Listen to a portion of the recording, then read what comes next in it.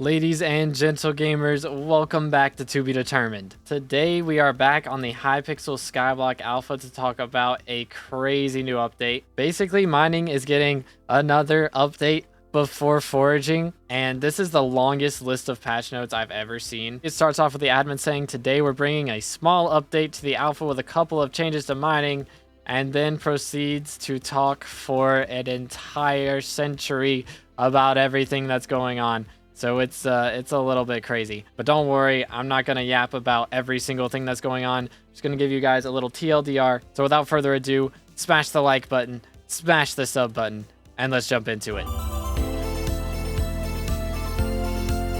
The first and most notable thing about the update is, of course, going to be the fact that Gemstone Gauntlet got a pretty major nerf.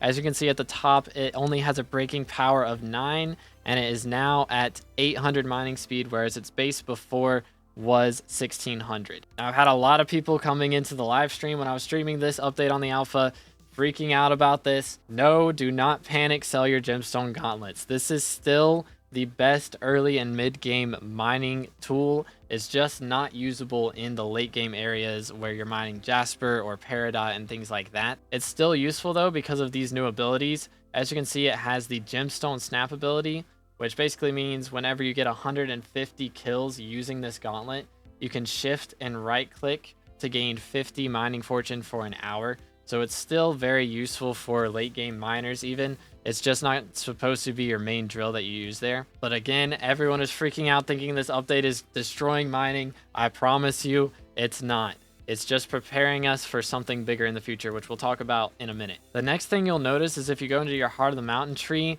it's a lot different. Basically, a bunch of the perks are in completely different places, and they now give a new stat called mining spread, which basically means that you can mine different blocks the same way efficient miner works, like it always has. You just mine one block and it will mine all the blocks next to it, or a certain amount of the blocks next to it, which is pretty powerful. And you now have a better place to mine than these mine carts for lapis and diamonds. If you actually go down to the royal mines here underneath the bridge, you'll notice there's emerald blocks down here, diamond blocks that you can mine, as well as iron here. There's some lapis there, some redstone, and even coal over here in the back corner. So you can mine literally every single type of vanilla ore if you want to. You can get it here now without having to go to any special locations outside of the Dwarven Mines. But if you're wondering more about that Heart of the Mountain tree, this is the best build that I could find for money, at least. There's different builds for powder grinding, which has also been changed quite a bit. We'll talk about that shortly. But there is this new stat called heat resistance, which we should talk about now. Basically, in the crystal nucleus, specifically the magma fields, you always have gained heat there, but generally Balpet would keep you immune to this. But now Balpet has been majorly nerfed off of that. He has a couple new perks. He grants 3 pristine while in the magma fields, which is a big debuff compared to his used to be 15% stats boost in the magma fields. Basically, ruby grinding is going to make a lot less money if you're using a Balpet, which is still the best option. Just I used to make 24 mil off of it, and now I make more like 15, 17 mil. It's not nearly as powerful as it once was, but also the dispersion ability, which makes you reduce your heat while in the crystal hollows. This is the one that used to give you heat immunity. They just made it reduce your heat gain. Basically, heat gain is the same as cold is in the glaciate tunnels, if you've ever seen that. Depending on your heat resistance is how fast you'll gain heat. At the moment, thanks to my Devon armor, each piece gives 10 heat resistance, and if we are using the Balpet, we do have a total of 210 heat resistance, which I believe is pretty close to the max. There's some other things you can do to gain more, but this is going to be the best base heat resistance that you can get, because all the other ways that you get it, as far as I'm aware, require you to sacrifice more mining fortune or mining speed. But TLDR, ruby routes have been pretty majorly nerfed because of this. But if you're thinking that Balpet nerf means that Mines of Devon mining is probably also dead, you're actually wrong, because they did buff the Goblin pet. So it now gives 250 mining speed when mining ores, but more importantly, 200 mining spread while in the Mines of Devon. So this buff actually makes gold mining still very viable. It's just a little bit different. Of course, if you're an Iron Man player, Goblin Pet is going to be harder to get your hands on than a Bow Pet. So it's going to be a little bit more painful to get to the point where you can do Mines of Divine grinding. But once you get there, it's still going to be really, really good. I was doing it earlier with a pretty mediocre set, and I was making about 30 mil an hour. I heard from some friends you can make like up to 40 mil. So if you have like a really, really good setup, you can still make really good money. I don't think you can insta mine gold anymore with a blue goblin omelet on a second drill. That used to be really, really good, but they did nerf a lot of things in Heart of the Mountain, including the mining speed boost. So unfortunately, the pickaxe ability for mining speed boost does not give as much mining speed as it used to.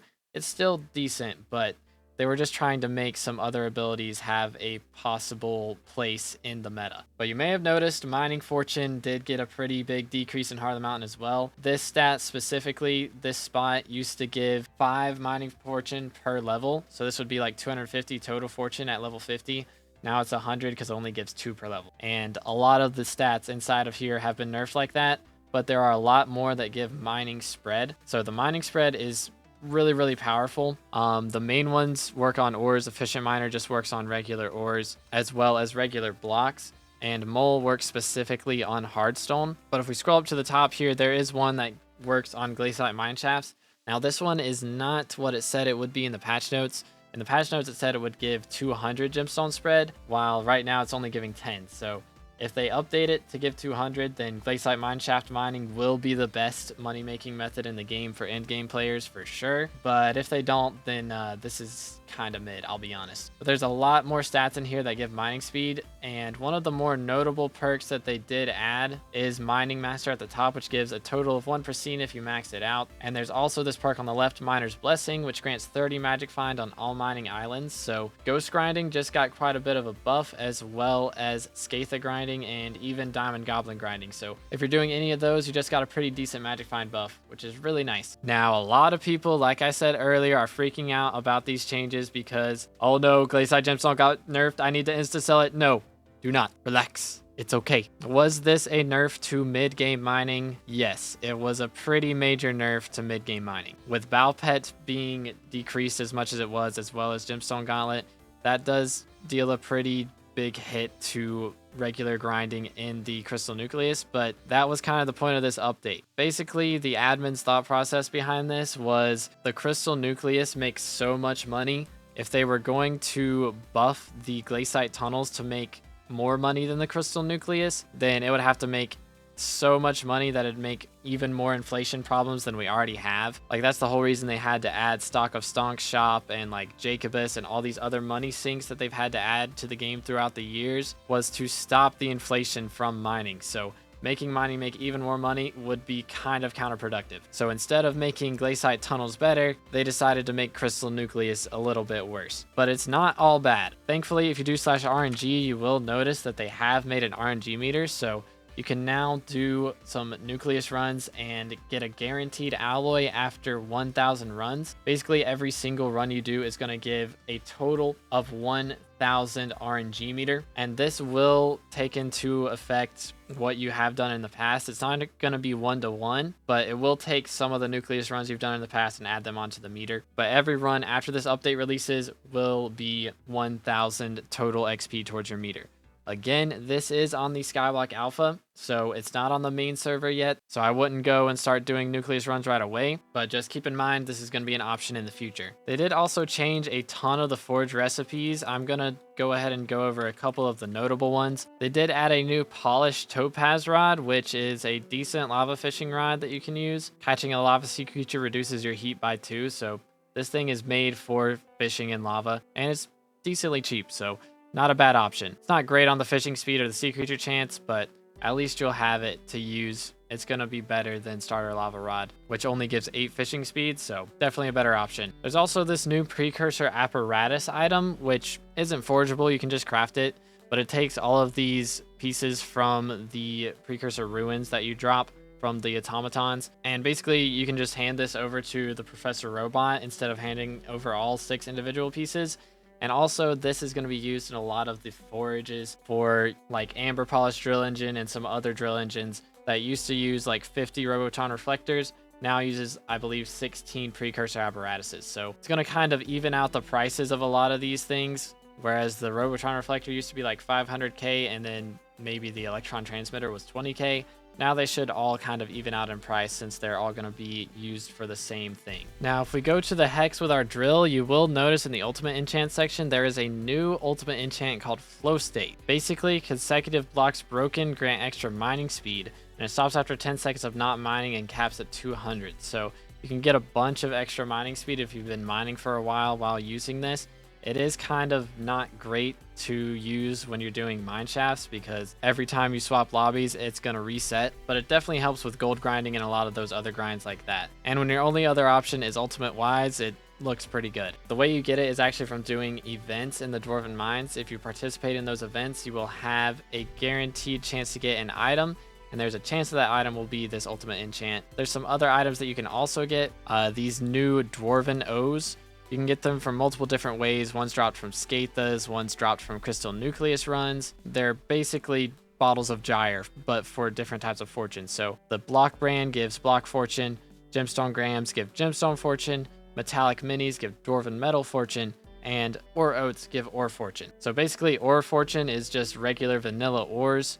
The dwarven metal fortune is for the Hypixel SkyBlock specific ores like mithril, titanium, tungsten, those types of things that aren't gemstones. Then of course the gemstone fortune is for gemstones, and the block fortune is for everything else. So cobblestone, sand, mycelium, red sand, all of those blocks give block fortune. So also all of your base fortune will work on those blocks that I just mentioned, red sand, mycelium, the works. So I'm guessing that if this update goes live, red sand, mycelium, and sand minions are probably all going to make a lot less money, but at least getting your netherite collection will be easier, and if you're on Iron Man, getting your silexes and hardstone collection is going to be a lot easier. But again, this update is on the alpha. There are definitely some changes I would add specifically to mithril powder, because mithril powder got a pretty major nerf with this update. Basically, it's not found in the chests in Crystal Nucleus anymore.